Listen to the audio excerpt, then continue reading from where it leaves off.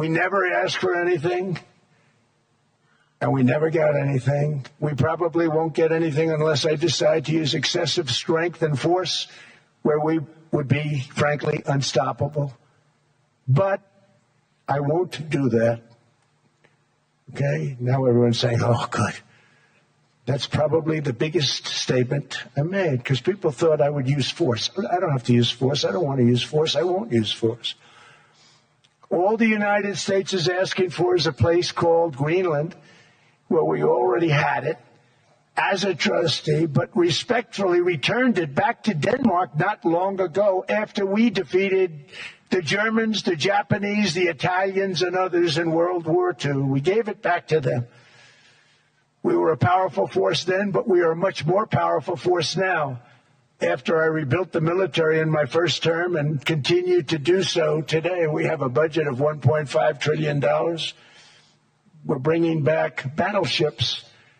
The battleship is 100 times more powerful than the great battleships you saw in World War II, those great, big, gorgeous ships, the Missouri, the Iowa, the Alabama.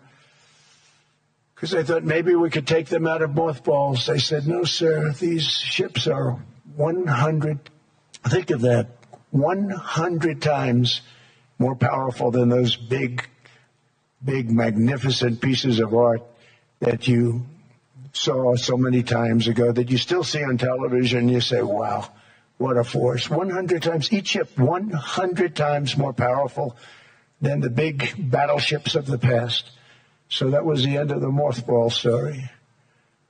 So what we have gotten out of NATO is nothing except to protect Europe from the Soviet Union and now Russia. I mean, we've helped them for so many years. We've never gotten anything, except we pay for NATO. And we paid for many years until I came along. We paid for, in my opinion, 100% of NATO because they weren't paying their bills. And all we're asking for is to get Greenland, including right title and ownership, because you need the ownership to defend it. You can't defend it on a lease. Number one, legally it's not defensible that way, totally. And number two, psychologically, who the hell wants to defend a license agreement or a lease, which is a large piece of ice in the middle of the ocean where, if there is a war, much of the action will take place on that piece of ice. Think of it.